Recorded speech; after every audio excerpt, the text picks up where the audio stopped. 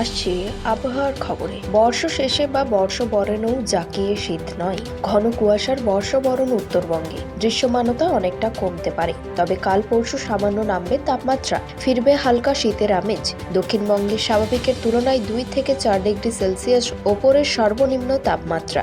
আগামী দুদিনে 2 থেকে 3 ডিগ্রি সেলসিয়াস তাপমাত্রা কমতে পারে। কলকাতায় বছরের প্রথম দিন তাপমাত্রা 15 ডিগ্রির ঘরে নামতে পারে বলে অনুমান আবহাওয়াবিদদের। উত্তরবঙ্গে দার্জিলিং, জলপাইগুড়ি, কোচবিহার এবং উত্তর দিনাজপুরে কুয়াশার দাপট বেশি থাকবে। মাঝারি থেকে ঘন কুয়াশা উত্তরবঙ্গের সব জেলাতে। দৃশ্যমানতা বেশিরভাগ জায়গায় 200 মিটারের কম, কোথাও কোথাও 50 মিটারে নেমে আসতে পারে। দক্ষিণবঙ্গে মূলত পরিষ্কার আকাশ থাকবে বর্ষ শেষ ও বর্ষবরণে। আগামী 24 ঘন্টায় হালকা কুয়াশা এবং ধোঁয়াশা, সকালের দিকে বেলার দিকেও কোথাও আংশিক মেঘলা আকাশ থাকতে পারে।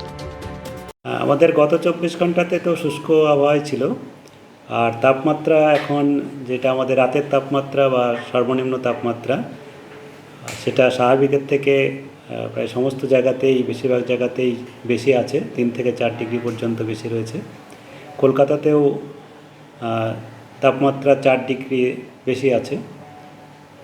17.8 ডিগ্রি ছিল আজকে সকালে। আর আগামী কয়েকদিনের যে আবহাওয়ার পূর্বাভাস, তাতে আগামী কয়েকদিন আমাদের সমস্ত জেলাতেই শুষ্ক আবহাওয়াই থাকবে। আর তাপমাত্রা বা রাতের তাপমাত্রা বা সর্বনিম্ন তাপমাত্রা আগামী দুদিনের মধ্যে 2 থেকে 3 ডিগ্রি সমস্ত জায়গাতেই কম হওয়ার সম্ভাবনা রয়েছে।